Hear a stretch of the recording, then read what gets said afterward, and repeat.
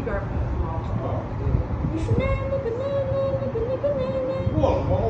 Go back to your country. Go back to your country, nigger. We don't welcome black people. Black people should go. Go back to Africa. You look so fucking ugly with your dark skin color. Go back to Africa. 回到非洲去好吗？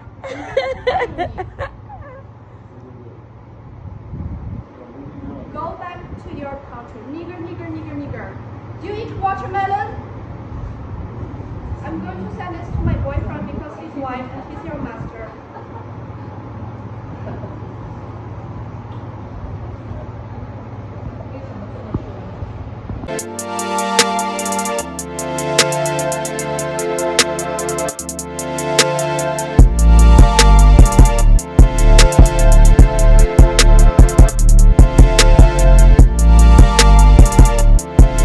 Hey, this your boy Belly. Welcome back to the channel. No more strikes or warnings on my channel, guys. I guess YouTube has had a change of heart lately. They gave a lot of content creators back their channels, and I'm happy to see free speech coming back for the little 5% that YouTube gives you, man. But I'm not gonna stay talking on that long. Just happy to be back making content, and hopefully I can get this out consistent to you guys every day now. And we're gonna start it off with a great video right here. This is from the perspective of Asian Americans. They now expose the racist talks they have about black people behind closed doors. And I can't say that I'm surprised because it's always been an agenda in this country to kind of demonize the black American, include foreigners and others into our crime statistics, lie about those said crime statistics. We do have a small percentage of the population that are degenerates and do a lot of evil things. They get projected on us as a whole, which is not right. And I hate generalization. I don't care what race or culture you're doing it to. Nobody should be generalized for the small percent in the actions of a few. With that being said, we're going to get into this video right here. And just let me guys know what you think in the comments, man. And let's get into it. As for what I was told in the home behind closed doors when I was growing up, that's not the most fun trip down memory lane, but I always like to be honest about acknowledging anti-blackness among Asian Americans, especially when the call was coming from my own house, so here we go.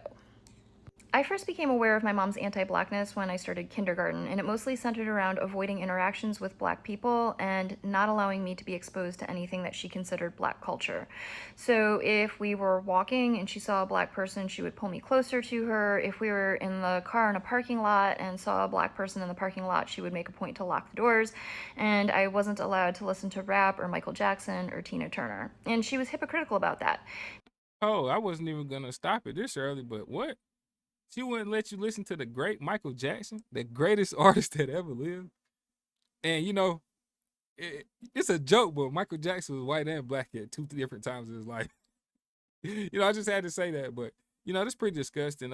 Michael Jackson was never part of the self-destructive culture that we see now in black Americans as far as the music and stuff like that. So, you know, that's kind of weird that they would not allow kids to listen to Michael Jackson. That's kind of weird right there. Because I wasn't allowed to listen to Cyndi Lauper or Madonna either. She would call it trash music and say that it was going to be a bad influence. But if it was a white artist, it was not racialized. It was only when it was black artists that it was racialized. And another thing that I think is kind of typical is, as a musician, there were a lot of black artists whom she respected and enjoyed, but she would always say that one black artist is the exception, the rest are bad influences. When I went to school, if I came home and said I made a friend, her first question would be white or black. And that drove me nuts because in preschool, I dealt with a lot of bullying and discrimination because of being Asian. So it didn't make sense to me that she wanted me to turn around and do that very same thing to my black classmates whom she knew nothing about on the basis of their skin color. And when I wouldn't stay away from my black friends, she would resort to making up justifications as to why it was harmful for me. She would say they're going to hurt me and they're going to be a bad influence because they fight and they swear and they're not good students. And of course, none of that was true. I can't say I don't know a race of kids that don't fight and cuss and stuff like that. But it just goes to show that the examples of those things are just amplified when it comes to black Americans. And I don't know why. Maybe it's because of, well, really, I'm not going to say I don't know why, because I have a few different ideas. Probably because of the music culture that has come to now, you know, like with the gangster rap and all that, when they made that change and all that stuff. And Hollywood has a big part of why foreigners and people from other places see black Americans in this way. most of the time when you see a movie involving a Black American, what is it about? Crime, drug dealing, something gangster, something about, marriage and cheating and adultery and all that. It always has like a negative stigma to the movies and shows that they portray with Black Americans in it. Don't get me wrong. Like, we have a lot of actors that we adore that are Black Americans, but these movies that they have put out that we love, a lot of movies that we love, they demonize us with stereotypes that the rest of the world, starts to, compare to reality. That becomes their reality of us. And it's a sad thing. Sad, very sad thing. And in my household, it was not physically or emotionally safe to voice your opinions, but about that I would, because it literally angered me. And then she would resort to physical violence. And that sealed the deal in my mind that Wow. prejudice is purely irrational because none of her claims had any basis in reality, and that's why she had to resort to physical force. Unfortunately, I think that when parents resort to intimidation and violence to instill prejudice in their children, a lot of times it works. But I was very lucky because the principal of my elementary school was a Black woman who implemented a program called Students Educating Each Other About Discrimination. And that wasn't centered on racial discrimination, it was about discrimination in general. But in that program, we learned to have discussions about discrimination and to identify it and disrupt it. Which at that age just means if you witness discrimination, say it's discrimination and articulate how you know that it's discrimination. So from learning that very powerful tool at school, I was able to identify that what my mom was doing at home was wrong. Additionally, the principal was a Black woman, so I had a Black woman in a position of leadership as a role model. And in my school district, she wasn't a token. They really valued Black leadership from teachers to administration, guidance counselors, all the way up to superintendents. And so I was surrounded by Black role models who made me see that reality did not line up with what my mom was trying to teach me. And it never really does. Just like how Democrats use Black people too. Oh, they can't get IDs. Oh, they can't do this and that. Like, stop lying about Black Americans, knowing it doesn't line up with reality. And that's why people like the Democrat Party have lost a lot of Black people, which they should have never had them in the first place if Black Americans were really educated on the policies and everything else that was done to harm them. But like, that's a separate topic for a different video. But man, like, reality never matches up with the racism that you see online and in other places. The straw that broke the camel's back was sometime around the ages of between 7 and 9. I was planning a birthday party and I told my mom that I want to invite my friend Keisha, which I knew was going to be an issue, but I thought I would try. And she said no, and I said fine, then I don't want to have a birthday party, and she made me have the birthday party. So now that felt like that's not only cruel to me, but that's cruel to my friend Keisha, whom you don't even know because you refused to meet her. Shortly after that, we were walking in the mall, and my mom did this thing that she often did, which is she sees Black people minding their own business, and under her breath, she mumbles a derogatory term in Chinese for Black people. And I remember I pulled back on her hand and faced her, and I said, they are not doing anything. You don't know them. The next time you do that, I am going to go up to them, and I'm going to tell them what you said. And believe it or not, the fear of exposure by me actually made her tone it down, and she stopped doing that in public. Fortunately, my mom did not live and die that way. In later years, she came around to seeing and later openly admitting how wrong she was. In her older age, one of her best friends really was Black, and my mom admitted to her friend what her previous attitudes had been and why. And from those conversations, I was able to gain some insight as to what my mom's motivation was for her anti-Blackness. Because I think most people feel, since Asian Americans also are harmed by white supremacy, how does it make any sense for Asian Americans to be anti-Black? My mom spent most of her young life in Hong Kong when it was under British occupation, and then in the 1950s, she came to the United States when she was 16 years old. Generations before my mom, her family had been living in and doing business around Shanghai, Hong Kong, and Macau, which were French, British, and Portuguese occupied areas. So she was heavily indoctrinated into anti-Blackness in Hong Kong, where she had no exposure to Black people that would have shown her a different reality. And furthermore, what she was indoctrinated into is the idea that an Asian can elevate their status in white spaces by aligning with white supremacy, which includes aligning with anti-Blackness. So I think what my mom was doing with me is that from a young age, she saw that I was having a hard time as an Asian American assimilating. So she felt that if I associated with black classmates, that would make assimilating into white spaces even harder. And she was concerned that associating with black classmates would negatively impact my status in white spaces. Well, we all know with me that the outcome was I understand very clearly what spaces I want to be part of and what spaces I don't. So my mom was really proud that she was westernized. She was proud that she spoke English without an accent, that she was very well versed in European culture, and she actually looked down upon my dad for being what she called traditional and therefore backwards. Right, so where was my dad in all of this?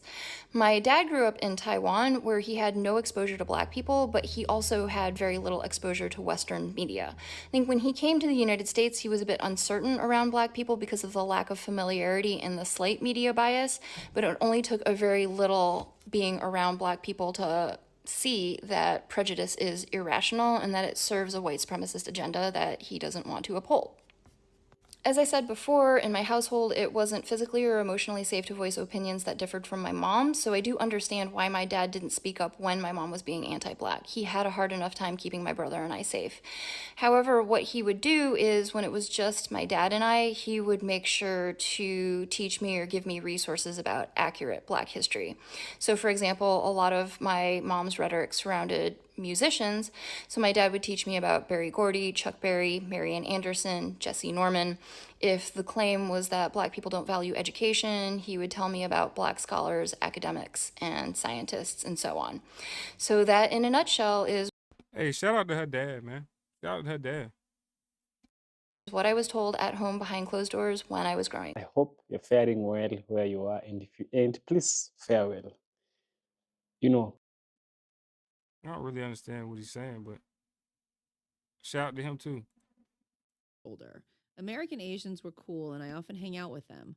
Are they just not used to us? Partially. Sad to say, but I know that there's anti-blackness very much so in a lot of Asian American communities. And obviously, unfortunately, anti-blackness is global. And I think See, you heard it yourself, man. It's global. It's an agenda to demonize us on every level. Even though all black people aren't the same, we're not a monolith. But it's a effort to demonize us on a large scale. And you're seeing it now across right wing influenced accounts on Twitter. You know, I'm not worried about the left and Democrats. They've been racist. But now a lot of the other people are starting to show their true colors. It's a very long historical answer. Yeah. Some of it has to do with not being used to it. Okay, so colonization happened throughout the whole world when white colonizers took over Asia, Africa, all the other continents. And with that came the belief of anti-blackness that was instilled upon all of these communities. Now, once those colonizations ended, you were left with this homogenized community where they don't know anyone who don't look like they're all white, all Asian, all South Asian, whatever it may be.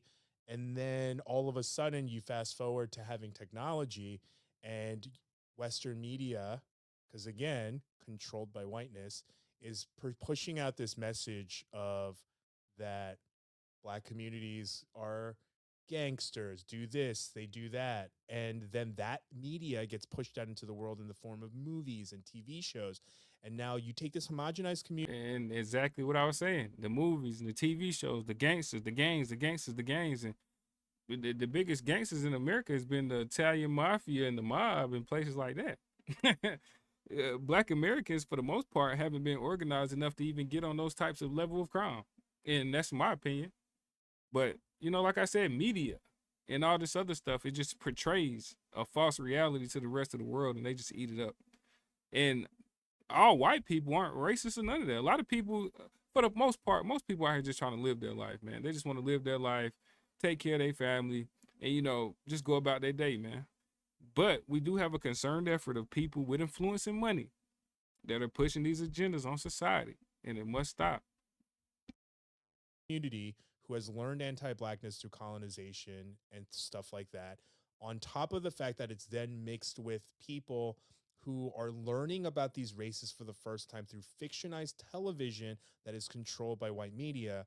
And then you have this biased look. So when they Correct. meet White and black Zionist people media. for the first time, they're having to reconcile what they have been essentially brainwashed into thinking versus then trying to figure out what that means when they meet you and they're like, but you're not any of these things, which is the reason why you get a lot of people from Asia who are having to go through that discovery, and Asian Americans who grew up with that and know that those are things that are essentially propaganda, mind washing, you know, to keep upholding this idea of, and instead of using the WS word, I'm going to say anti-blackness, because one is, you know, Hand in hand. hand in hand, and they push this anti-blackness, then it's basically global propaganda. So then For people are sure. trying to, you know, come to those terms, and instead of just being hateful, they may just not understand.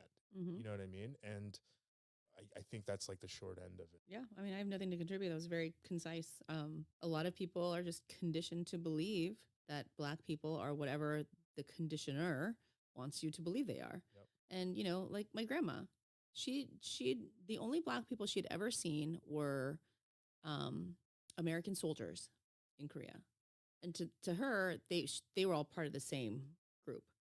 And then when she came to America, all she knew about Black people was, like you said, what she had seen on TV, what people had told her.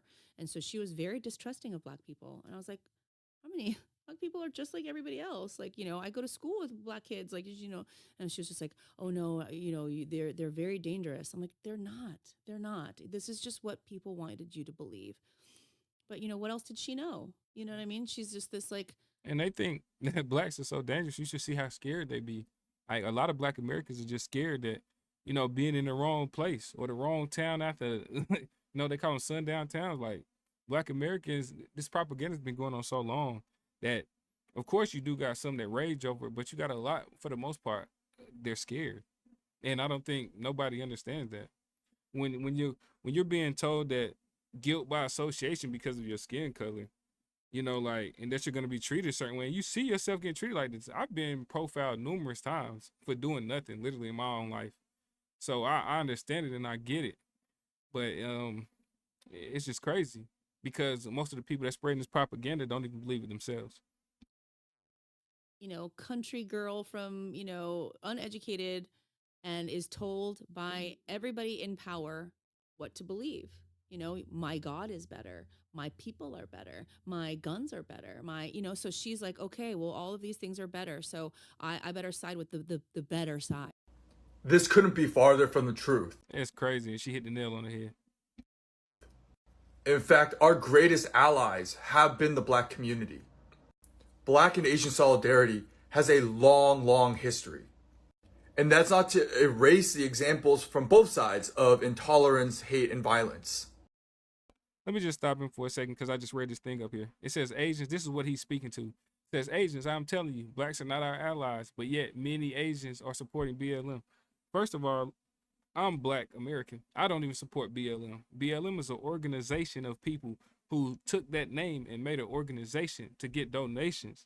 And they didn't use any of that money to help any of those communities or those Black people that needed it. They took care of themselves. Like most scammers out here, and it doesn't matter race. They bought houses, they bought cars, they vacationed, they made sure they were rich. You know, so BLM, don't associate BLM with Black people. Associate BLM with organizations and donors. Mostly white liberal donors. So go look up BLM and the heads of BLM and all the working inner parts before you associate that with Black Americans. But I get what he's trying to say, and I really appreciate it. But at our best, we have long fought alongside each other, such as Frederick Douglass advocating for Chinese and Japanese immigration in 1869. Or when Henry Turner and I.D.B. Wells spoke out on behalf of Filipino freedom fighters. Malcolm X, Muhammad Ali, Martin Luther King, and many Black protesters condemning the violence and war in Vietnam. Japanese Americans fighting alongside the Black community to repeal the Emergency Detention Act. The powerful relationship between Yuri Kochiyama and Malcolm X. Grace Lee Boggs and her husband James Boggs. Jesse Jackson, the NAACP for Vincent Chin. and the majority of Asian Americans who Actually, a lot of black people you'll talk to say they prefer the racism in China over back in the States. They perceive it to be differently because here they see it more as ignorance, whereas in the States it's more like hate. Like people actually hate you and like want to kill you or threaten you violently.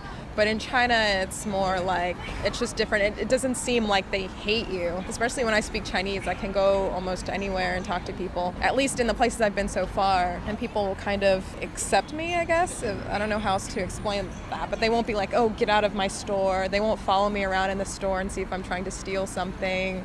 They won't, like, I don't know, be rude to me. Now, that's not the case for all black people. Again, I'm the Obama black, I guess, that Chinese people are more comfortable with. So when you have kind of darker skinned black people, their experiences are much. Americans, why y'all don't like us for real? Yeah, no. Definitely, I definitely get what she's saying 100%. And I was gonna say that before she said it herself, you know, like she might be seen a little different as a typical black, which skin is just it's just skin. It's just skin, people. You can't really help your tone, your pigment in it. That's just skin. But we just live in a world where it's just been propagandized so long. It's just hard. And you can't fault everybody for their ignorance if you haven't really been exposed to it. But people that live in America, and at this point in time with social media and everything, if you're an adult and you still feeling some type of way like that, it's just personal ignorance, my opinion. but not in the way. With. So when you have kind of darker skinned black people, their experiences are much. Americans, why y'all don't like us for real? All right, important question, so I'm gonna try to answer it, but not in the way you might think. Because what I'm not gonna do is try to answer or justify away anti-blackness that does exist in the Asian American community. And with what I'm about to say next, I'm not trying to be like, well, but what about you guys? I do want to gently push back against the comment that the black community rocks with the Asian American community. Because if we're keeping it a buck. I'm not gonna watch the whole video. I'll leave it for you guys to watch in the link and stuff. Let me see. Kind of move on a little bit. Right here, this individual. Understand each other and work together. Because together we are so powerful. For and sure. there's so much love that already exists. I hope this helps.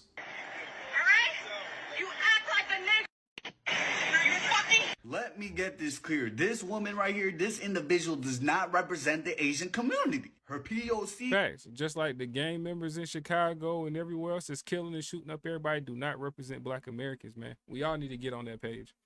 card is revoked. She is not a person of color anymore. White people, you can have her. The reason why I'm saying this is because I'm sick and tired of seeing my Asian people in the comments talking about, I apologize on her behalf.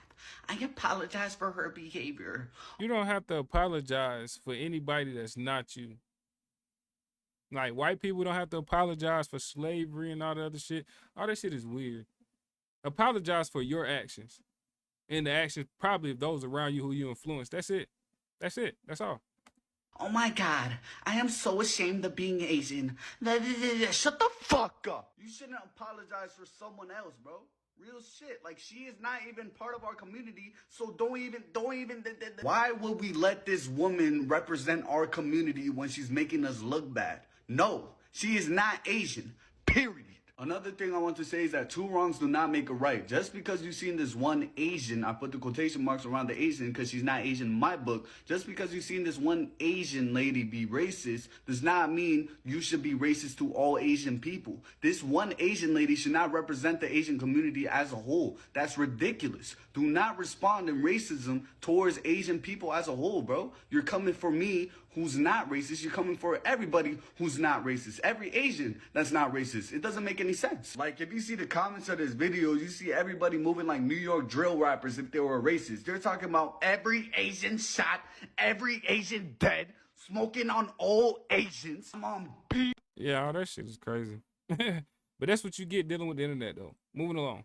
Like, we are literally so uneducated, uninformed, just misinformed, everything about the black community, and it pisses me off. And like, it just boggles my mind how a lot of Asians see black people as beneath them.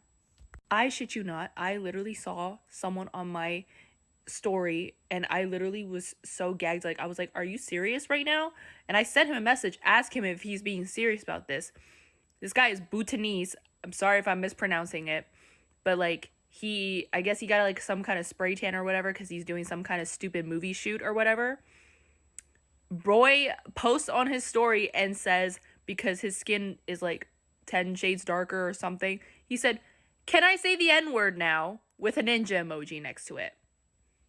I slid up so fucking quick and I asked this man, "Are you fucking serious right now?" And guess what? That man left me on red. Well, you know, I appreciate her for, you know, sticking up, but you can't be so fragile as to let a word just get you out of character and feel like that word is attached to you. I don't feel attached to that word at all. Not one bit. Like, I have a name. So I don't care. All of the other stuff is the same as the B word to me and all the other words, man. Like, it's just like calling somebody an ass, a bitch, or any of that. So it doesn't really matter to me, and I feel like nobody should be that fragile. And we don't own the word, and we shouldn't take it upon ourselves to own and police that word. So, you know, real great area for me. But I appreciate her for, you know, doing what she thought was right. Want to be black adjacent with white privilege. And just that thought alone, which is a very true thought, is kind of sickening because, again, I'll never stop speaking on it. They emulate black culture, black aesthetics, everything so heavily in the means of joking or because it's wacky. You know, white people try to say that all the time back in the day. Oh, black people do this wacky, funky stuff. And then hoopla, hoopla, they try to... I don't even know what this guy's talking about. So we're going to move it along. Let's get this street interview right here. I don't even know what this guy's doing. As a Korean girl, like dating a black guy, Kinda glad I skipped what would you say you've learned so far from the foreign culture or the black community culture? There's definitely a difference in race for sure because he always says that it's a black thing, but I don't know. And he said, I'm black, like black people don't swim, we're not in the water a lot. He doesn't like the water, but I am an island girl, like I love swimming. And then her boyfriend is a moron. What does he mean we don't swim, we don't get in the water and like please stop this. Now that's one of the stereotypical lies I fucking hate. I've been swimming like a fish since I was a kid. I learned at the neighborhood pool, like at the community pool, the clay hole. My sister is like part fish, damn near. So the whole black people don't swim and they don't be in water, like, come on, man. Just say that you don't swim, you don't be in water, or your family.